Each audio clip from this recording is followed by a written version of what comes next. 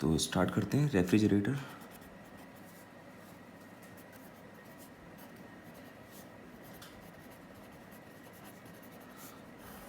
इसमें भी हमको जो पढ़ना है वो ब्लॉक डायग्राम की हेल्प से समझना है इसको।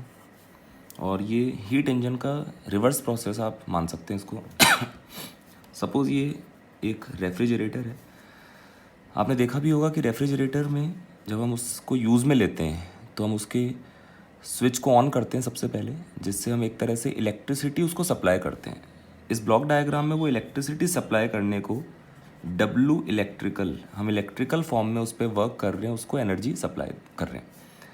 अब रेफ्रिजरेटर में जो आगे वाला पार्ट होता है, जिस डोर को हम ओपन करते हैं और वो पूरा ठंडा सा दिखाई देता है, तो वो वाला सेक्शन मान लेते हैं डायग्राम में ये है, जहाँ का टेम्परेचर लो टेम्परेचर TL है। और उसके लो होने का, टेम्परेचर के कम होने का कारण ये है कि जैसे हम इसको इलेक्ट्रिसिटी सप्लाई करते हैं, हम इस पर इलेक्ट्रिकल फॉर्म में वर्क करते हैं, ये इस आगे वाले सेक्शन से हीट को पुल करता है। सपोज इसने QL अमाउंट ऑफ हीट को पुल किया, यहाँ से दी गई एनर्जी, यहाँ से पुल की गई हीट, इन दोनों का समेशन रेफ्रिजरेटर दूसरे पार्ट से बाहर हीट की फॉर्म में, ढंग से सुनना, हीट की फॉर्म में रिजेक्ट करता है। ये है हाई टेम्परेचर TH।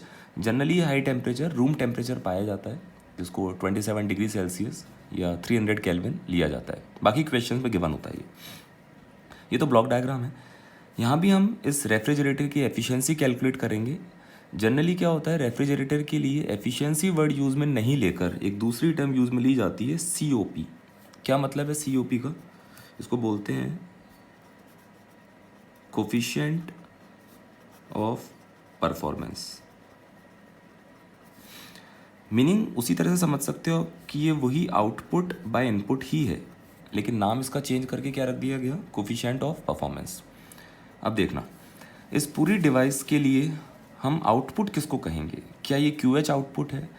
एक बार के लिए दिखाई दे सकता है कि हाँ सर, ये एरो का साइन जो है ये इस बात को बता रहा है कि बाहर निकल रहा है, ये मतलब आउटपुट है, लेकिन नहीं। मीनिंग ये है, डिवाइस से हम जो ज़्यादा से ज़्यादा चाहते हैं वो उसकी एफिशिएंसी के लिए आउटपुट कहलाएगा। यहाँ पर देखो, आप समझ सकते हो ना, आउटपुट जितना ज़्यादा होगा एफिशिएंसी ज़्यादा अच्छी होगी। तो इस पूरी डिवाइस से हम मैक्सिमम ज़्यादा से ज़्यादा क्या चाहते हैं? क्या हम ये QH ज़्यादा चाहते हैं क्या? नहीं, हम चाहते हैं कि ये QL जो है, इस सेक्शन को ठंडा करना टारगेट है हमारा। ये QL जितना ज़्यादा होगा रेफ्रिजरेटर उतना ही ज़्यादा अच्छा कहलाएगा। तो आउटपुट जो है वो यहाँ पर क्या है, QL अपॉन इनपुट। हमने इसको क्या दिया, इस डिवाइस को यूज़ में लेने के लिए हमने अपनी तरफ से इसको इलेक्ट्रिसिटी सप्लाई की है। तो यहाँ पर ये जो W इलेक्ट्रिकल है ये इनपुट की तरह बिहेव कर रहा है। इस ब्लॉक डायग्राम से अगर हम देखें एनर्जी कंजर्वेशन लगाते हुए, तो QL प्लस W इलेक्ट्रिकल, इन दोनों का समेशन ही किसके बराबर था, QH के बराबर। तो यहाँ से मैं देख सकता हूँ कि जो W इलेक्ट्रिकल है उसको क्या लिख सकते हैं, QH माइनस QL। तो W इलेक्ट्रिकल की जगह QH माइनस QL लिख देंगे। तो जो कोफिशिएंट ऑफ परफॉर्मेंस है COP रेफ्रिजरेटर के लिए, यहाँ हमारे पास आ जाएगा ये QL upon QH minus QL। इस ऊपर वाले QL को नीचे डिवाइड करके लिख दूंगा तो ये 1 upon QH by QL minus 1 हो जाएगा। ये रेफ्रिजरेटर के लिए कोफिशिएंट ऑफ परफॉर्मेंस का एक छोटा सा फॉर्मूला तैयार है। और हाँ, अगर ये रेफ्रिजरेटर कार्नोट साइकिल पर बेस्ड है तो हम ये भी जानते हैं कि कार्नोट साइकिल के लिए हम प्रूव कर चुके हैं पिछले जो वीडियोस थे उसमें कि QL और QH का रेशियो किसके बराबर होता है, TL और TH के बराबर। तो if it is based on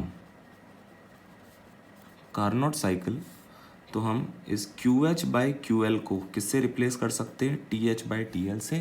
तो फाइनल जो फॉर्मूला है रेफ्रिजरेटर के लिए कोफिशिएंट ऑफ परफॉर्मेंस का, वो क्या हो जाएगा, 1 upon TH by TL minus 1, या Q की फॉर्म में ऊपर लिखा हुआ है, यहाँ से देख सकते हैं। यहाँ भी इस बात का बहुत ध्यान रखना है कि TL और TH की वैल्यूज़ को केल्विन में ही रखना है, डिग्री सेल्सियस में नहीं रखना है।